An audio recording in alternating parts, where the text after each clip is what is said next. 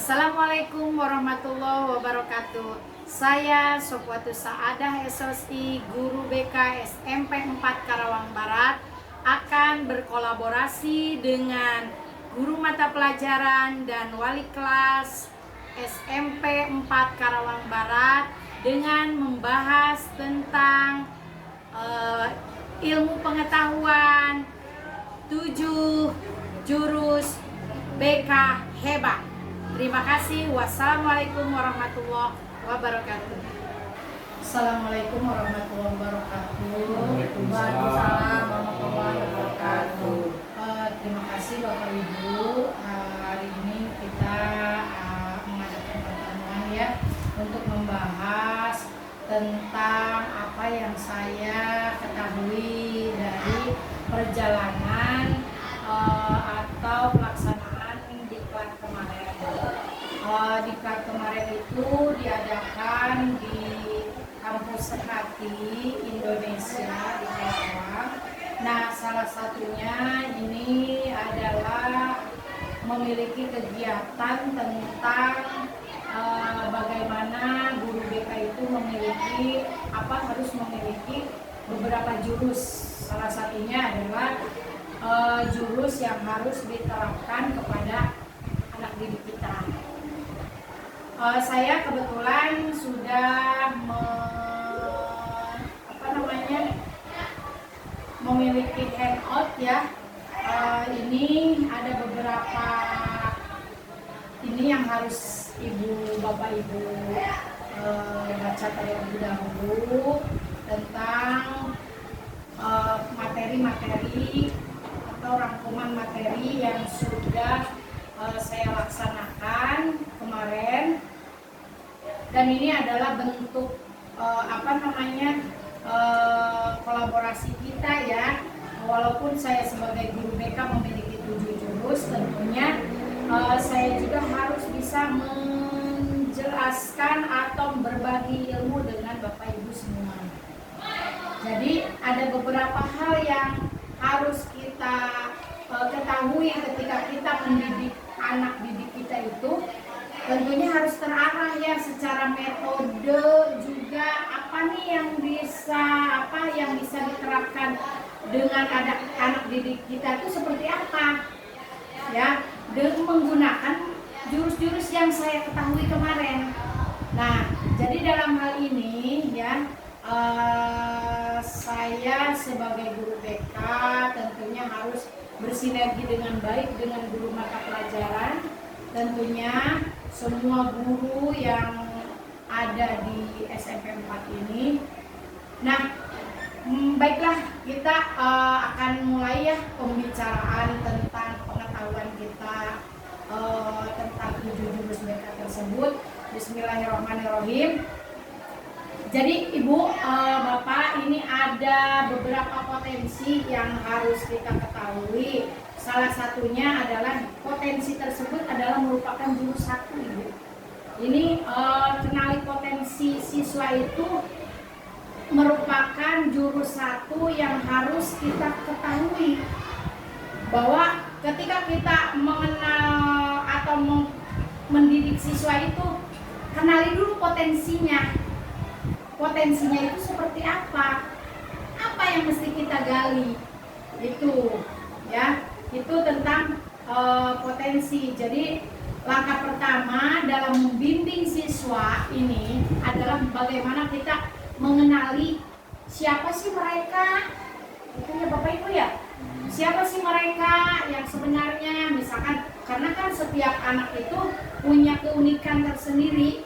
Biasanya ada yang menonjol dalam seni, ada yang punya logika kuat, betul gak ya? Iya. Ada juga yang menyukai kerja tim, artinya bekerja sama dengan baik ya. Biasanya anak itu, kita melihat anak itu ketika ada pembelajaran dalam kelas itu, lihat dulu nih, kenali dulu potensinya itu seperti apa. Itu Bapak Ibu ya. Terus yang kedua yang saya pelajari waktu kemarin itu sampai praktek, alhamdulillah sedikit ini ya, harus menguasai bahwa saya sebagai guru BK itu tentunya harus bisa menjelaskan atau menguasai bagaimana sih cara mengelola emosi anak, bagaimana sih cara mengelola emosi siswa. Nah, mengelola emosi siswa tentunya Bapak Ibu juga harus bisa mengenali karakteristik bagaimana anak bisa mengelola emosi setiap hari ya. Nah, anak yang cerdas ini biasanya secara emosi itu cenderung lebih tangguh dari dan budaya asing gitu ya. Contohnya gini, guru BK ini harus hadir untuk membantu siswa dalam memahami, terus menerima dan mengatur emosinya.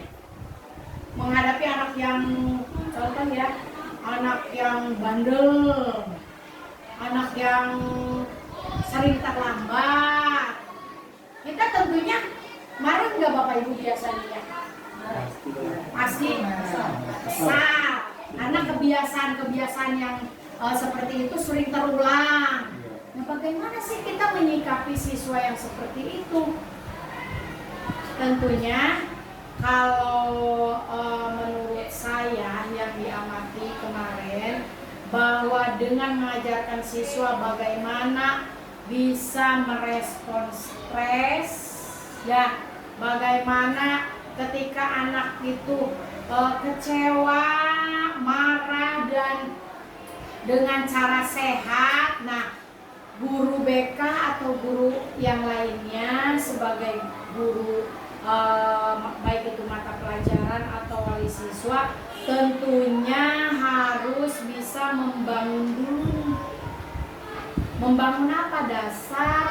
Membangun dasar itu yang lebih stabil dan memiliki relasi yang lebih baik tentunya.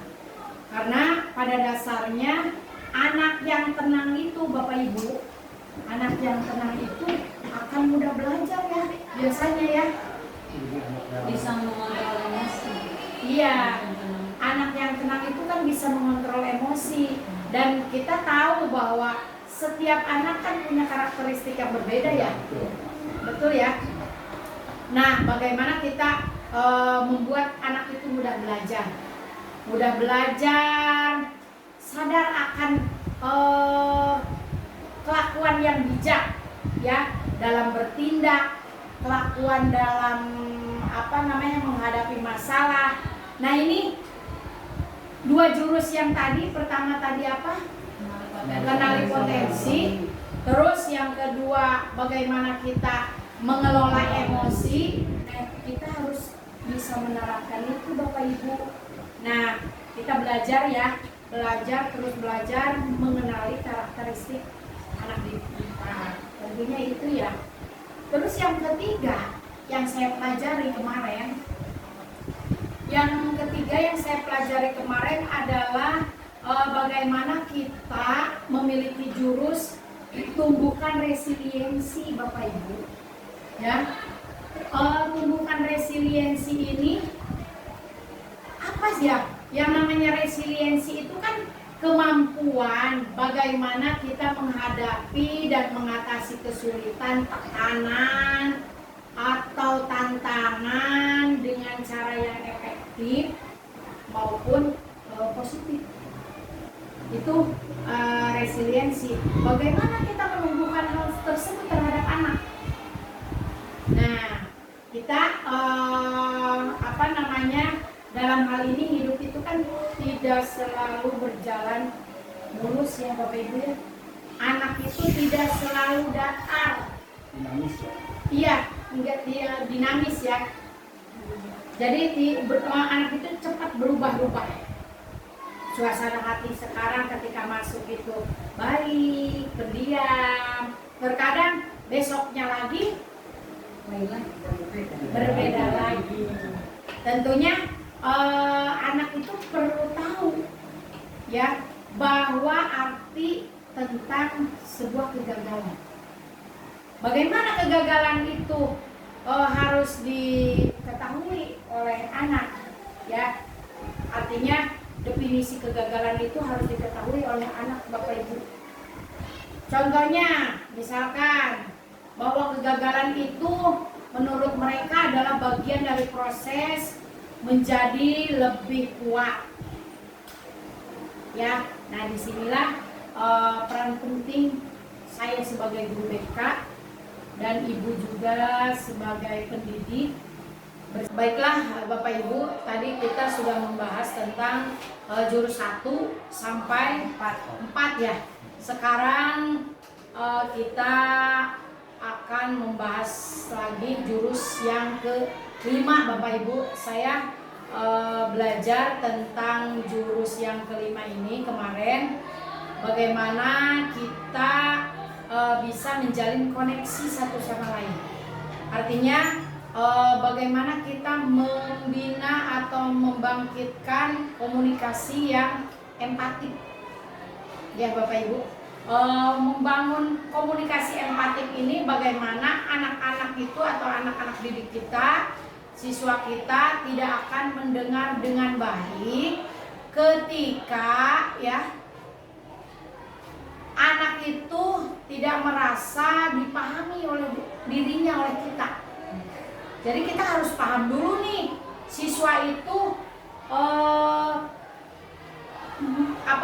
kesehariannya itu dipahami, karakternya, terus kesehariannya, tingkah lakunya itu dipahami dulu Bapak Ibu. Makanya ketika kita menjalin koneksi itu ya, bagaimana sih hubungan emosional yang terjalin yang sehat itu harus kita bina, karena itu adalah kunci utama keberhasilan konseling, khususnya saya sebagai guru BK.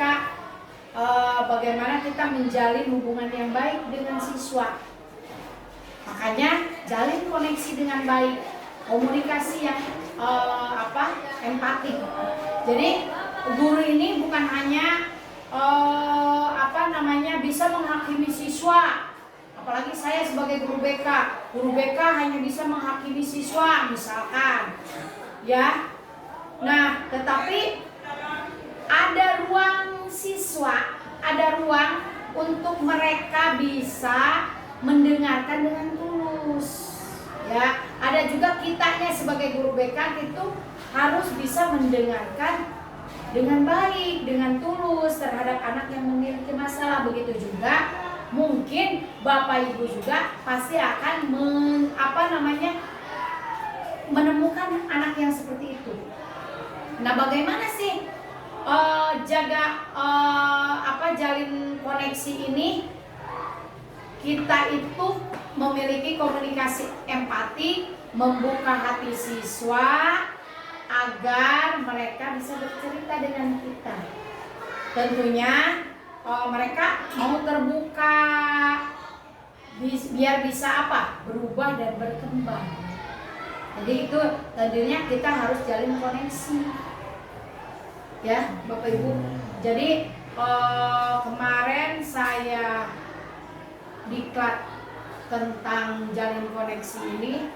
Tentunya ini merupakan jurus yang memang harus kita pahami, bahwa jalin koneksi ini kan menumbuhkan komunikasi yang efektif terhadap siswa. Lalu yang ke-6 itu adalah jurus bangun kolaborasi.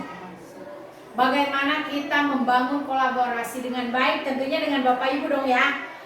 Jadi membangun kolaborasi ketika anak bermasalah itu tidak langsung ke guru BK, tidak seperti itu, melainkan sebagai guru mata pelajaran, tangani dulu di guru mata pelajaran, sehingga misalkan guru mata pelajaran bisa menangani itu.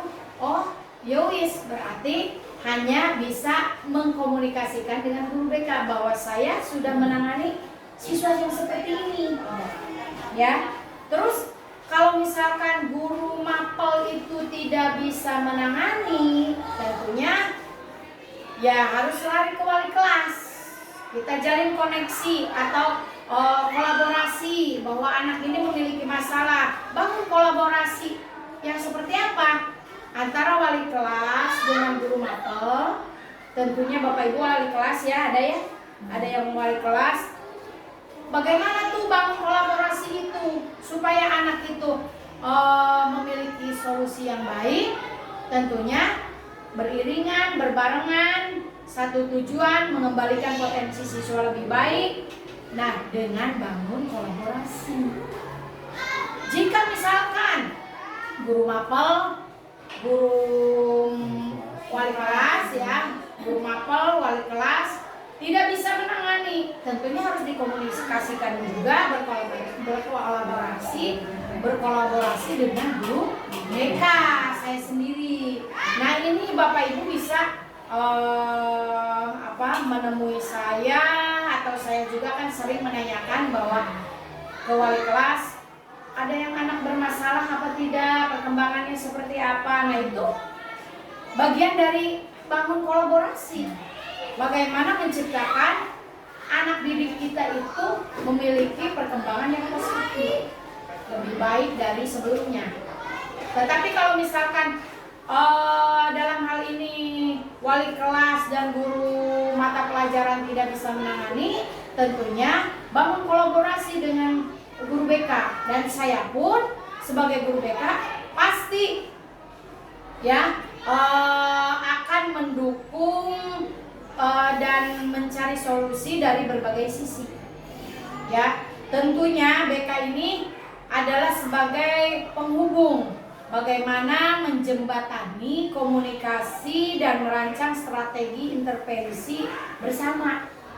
Ya, sehingga ketika anak merasa dilihat, merasa diterima oleh kita, diperhatikan, betul ya, diperhatikan, mereka itu akan lebih percaya, Bapak Ibu. Lebih percayanya kenapa? Dia memiliki sikap untuk siap belajar untuk berubah dari kesekian masalah yang dihadapi mereka. Tentunya kalau misalkan kita sebagai guru BK, guru mata pelajaran dan wali kelas tidak bisa menangani, tentunya kita harus koordinasi juga dengan kepala sekolah. Mencari solusi yang terbaik. Seperti apa sih anak ini tidak bisa ditangani oleh guru mapel, guru wali kelas, bahkan saya sendiri bingung intervensinya. Solusi ini sudah dijalankan, solusi ini sudah dijalankan, kita serahkan ke kepala sekolah. Nanti di situ ada problem solving. Artinya guru dari kolaborasi tersebut memiliki jalan keluar yang memang bagus untuk anak kita. Gitu ya. Itu jurus ke-6 yang saya pelajari kemarin Bapak Ibu. Sekarang jurus yang terakhir, jurus bagaimana menata situasi. Menata situasi ini menciptakan bagaimana lingkungan kita itu agar anak belajar dengan aman, dengan nyaman, tentunya menggembirakan buat anak kita semua. Jadi siswa kita itu harus berkembang, Bapak Ibu. Artinya siswa tidak akan berkembang di lingkungan yang membuat mereka takut atau tertekan. Ya, Bapak Ibu ya. Bagaimana sih guru BK itu perlu mengawasi anak-anak atau menjaga iklim sekolah agar tetap sekolah yang ramah ya, bebas dari perundungan, tentunya bebas dari masalah-masalah kenakalan anak yang zaman sekarang itu ya. Banyak sekali masalah-masalah ya Bu ya. Masalah ada yang anak sampai stres. Nah, itu jangan sampai terjadi. Berikan dukungan penuh untuk mereka. Dengan cara apa? Membuat anak itu tidak takut dan tidak tertekan. Jadi buat mereka menyenangkan, merasa aman di sekolah, diterima. iya, merasa diterima di sekolah, terus menjadi pengalaman sekolah itu pengalaman yang paling berharga buat mereka. Mereka memiliki motivasi belajar dengan baik, tentunya anak itu didukung oleh kita. Jangan dikit-dikit misalkan, hei Salah gitu ya. kamu salah begitu. Tidak seperti itu Bapak Ibu ya. Jadi kita panggil dulu, anak diraih dengan baik. Itu yang pengalaman saya yang harus harus dibagikan ya. Harus dibagikan kepada Bapak Ibu bagaimana kita menerapkan 7 jurus BK hebat. Tentunya Bapak Ibu juga harus memiliki itu. Artinya kita sebagai pendidik biar anak lebih optimal, alangkah baiknya ya kita berbagi jurus tersebut bisa dikembangkan juga oleh Bapak Ibu semua. Nah, apa yang saya sampaikan tadi kira-kira menurut Bapak Ibu apa nih? Ada yang ingin saya tanyakan nih pada nomor 1. Oke. Jurus nomor 1 adalah kenali potensi. Tadi sudah diuraikan kita menggali potensi siswa dari bakat dan minat. Nah, yang ingin saya tanyakan bagaimana cara mengetahui minat dan bakat siswa. Oke. Bagaimana menurut Pak Yanto? Menurut saya kalau ingin tahu bakat siswa ya kita harus menggalinya dengan cara pertama mencari informasi, menggali informasi ya dari siswa tersebut. Mungkin bisa dari temannya ya, dari kebiasaan temannya kita tanya, kemudian dari orang tuanya si anak tuh bisa apa gitu. Biasanya kan kalau dalam kehidupan anak-anak berinteraksi temannya yang lebih tahu gitu potensinya seperti apa. Lebih dekat dengan temannya ya, ketimbang dengan kita sebagai iya, guru. sebenarnya. Jadi kita cari dari temannya dulu gitu. Mungkin ada yang lain, itu ada. Kalau menurut saya sih biasanya kan itu suka ada lomba-lomba yang seperti seni, terus ada lomba kalau di PAI kan ada lomba mengaji, lomba hafalan Quran, lomba azan. Nah, mungkin di situ kita bisa melihat juga ya, ternyata anak itu berbakat di bidang mengaji, di bidang kemana. Terus ada seni juga seperti menari, juga kan MLS 2N ya. Itu kan sebelumnya suka ada seleksi untuk siswa yang mau ikut lomba. Nah, nanti kita bisa melihat bakatnya di sini. Nah, terus kita bisa asah juga untuk lomba kan biasanya kita intens ya ada latihan. Nah, itu bisa dijadikan anak itu jadi berkembang gitu bakat dan minatnya itu.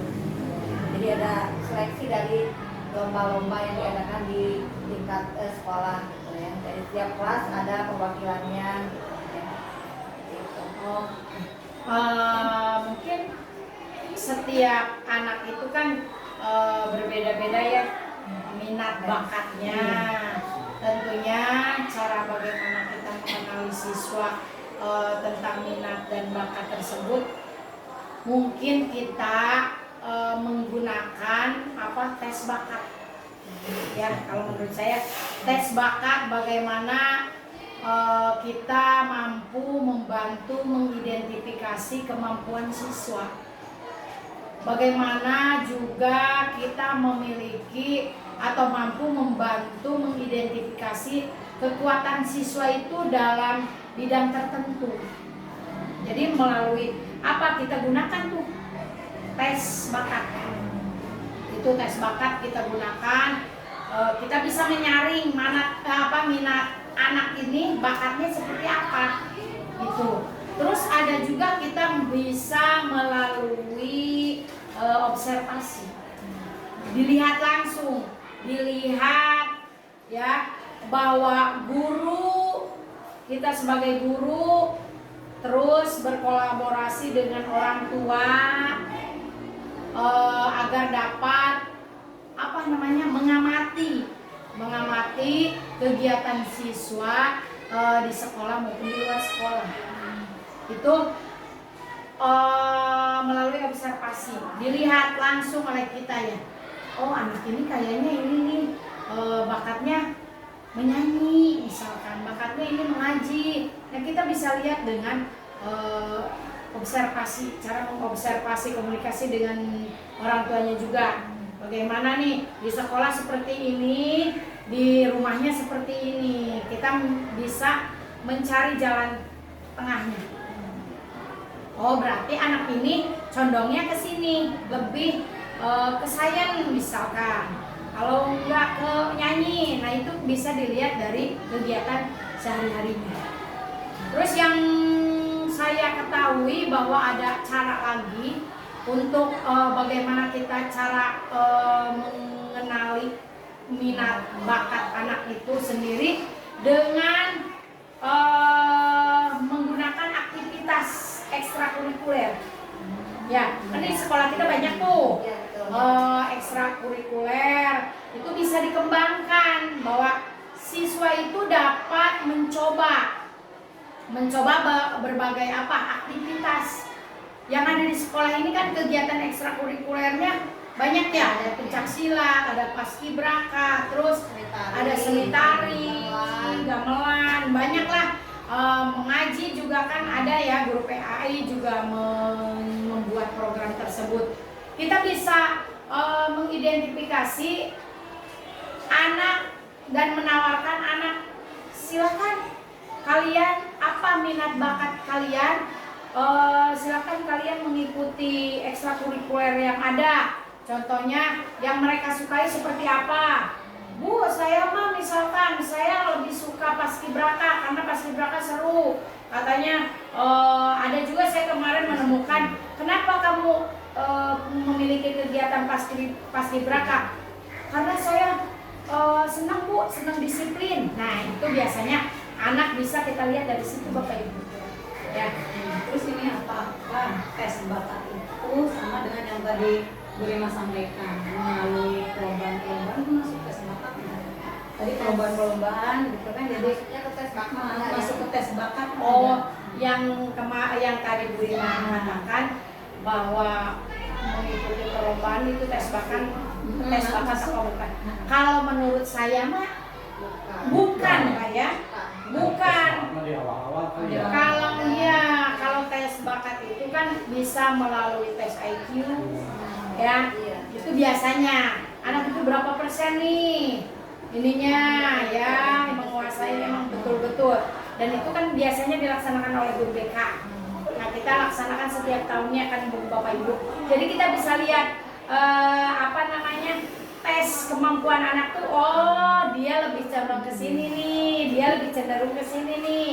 Nah itu, jadi kalau menurut saya pribadi sebagai guru BK, kalau misalkan mengikuti lomba-lomba itu hanya menyalurkan hasil dari bakat tersebut, ya berarti dia berminat dan bisa mengembangkan melalui lomba-lomba tersebut. Mungkin itu ya Pak Yanto ya. Terima kasih. Oke. Saya mau tanya sedikit, ini ada kan di BKT ada 7 jurus hebat ya. Iya. Dari ke-7 ini poin-poin tersebut, apakah memang kita harus berurutan dari nomor 1, poin 1 jurus pertama, katanya dari jurus kedua, jurus ketiga ya, berurutan.